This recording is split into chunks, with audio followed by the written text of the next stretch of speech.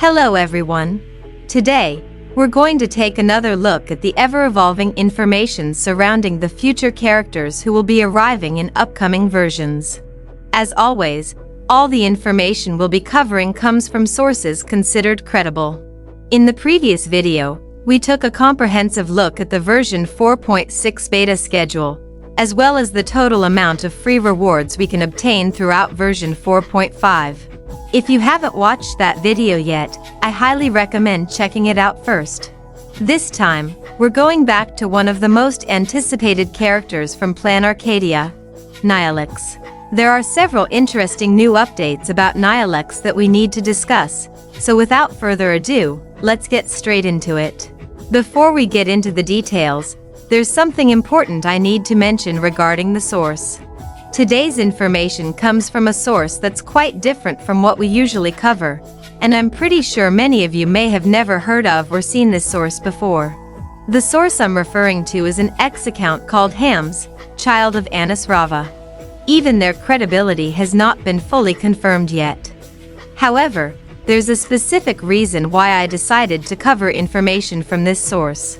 Several of the points they mentioned actually line up with information previously shared by some fairly credible sources. In their post, Hams shared several pieces of information about Nihilux, and they themselves labeled the information as SUS. So, don't take any of this as 100% confirmed. Let's start with the first point. According to the post, Nihilux's second gameplay model will be the one shown in the Silver Wolf 999 improv trailer. And this is a very interesting detail from Hams, which is one of the main reasons I decided to cover this information.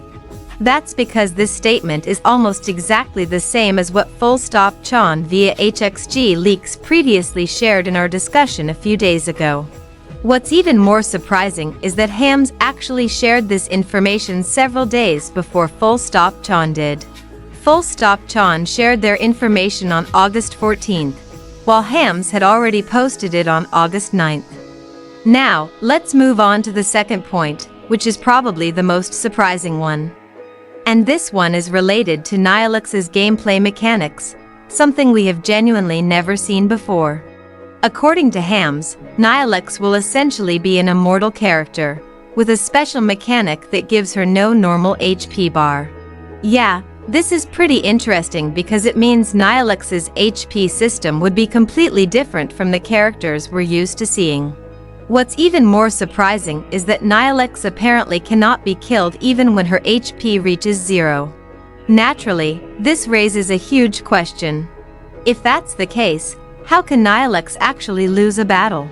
As we know, Nihilux wouldn't be the first character in HSR with some form of immortality. We already have at least two characters who are essentially immortal in certain situations, Mighty Eye and Blade. However, both of them can still be killed outside of their modes. Nihilux seems to work quite differently. According to Hams, Nihilux will only truly die once every other member of the team has also died. That's a very unique mechanic, and we've never seen anything quite like it before. Personally, I have an interesting theory based on this information. Maybe Nihilux's HP is actually connected to the entire team. Essentially, her HP bar could represent the combined HP of all team members.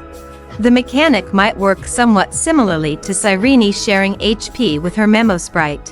If that's the concept they're going for, then once every member of the team reaches 0 HP and dies, Nihilux would automatically die as well. Of course, that's just my personal speculation. Now, let's move on to the third point, which is just as interesting. According to Hams, Nihilux will have a global passive despite not being an anniversary character. If true, this would make Nihilux the first non-anniversary character to have a global passive. And that's something we've never seen before. As we know, global passives have so far been exclusive mechanics for anniversary characters, such as Castor Ice and Silver Wolf 999. Although, the first anniversary character, Acheron, did not have one. So perhaps Nihilux has something particularly special that would justify giving her a global passive. and that could potentially be related to her status as an Aeon. In some previous leaks, we've discussed the possibility that Nihilux could become the first playable Aeon. If that turns out to be true, then it would make sense for Nihilux to also have a global passive. But what would this global passive actually do? Would it remain defensive like the previous two global passives? Or could Nihilux introduce something much more offensive? Now, let's move on to the fourth and final point, which is arguably just as interesting. According to Hams, Nihilux will have an extra equipment slot, and the equipment in question could be a light cone. Yeah, you heard that right. Nihilux is supposedly capable of equipping 2 light cones at the same time, which would be an entirely new mechanic in HSR. However, Hams also clarified that it's not necessarily confirmed that the extra slot will be for a light cone. But if this information turns out to be true, it immediately raises a lot of interesting questions. First, would the base stats from both light cones be calculated simultaneously, or would only one of them count?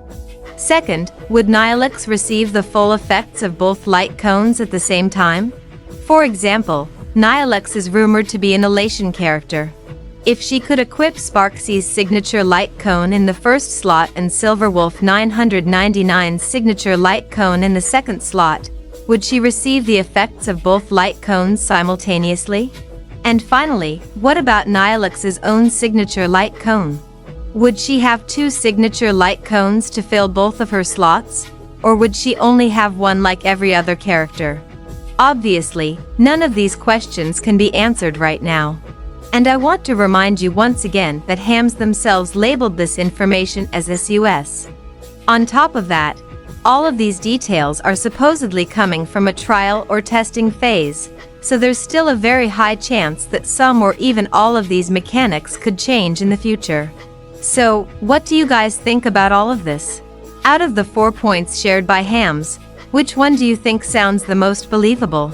Let me know your thoughts and speculation in the comments below, because I'm always looking forward to seeing your discussions. And with that, we've reached the end of today's discussion. Thank you so much for taking the time to watch this video all the way to the end. Don't forget to share this video with your fellow Honkai Star Rail players so they don't miss out on the latest information. Your support through likes and subscribes means a lot to the growth of this channel and allows me to continue creating informative content in the future. Thank you for watching, and I'll see you all in the next discussion.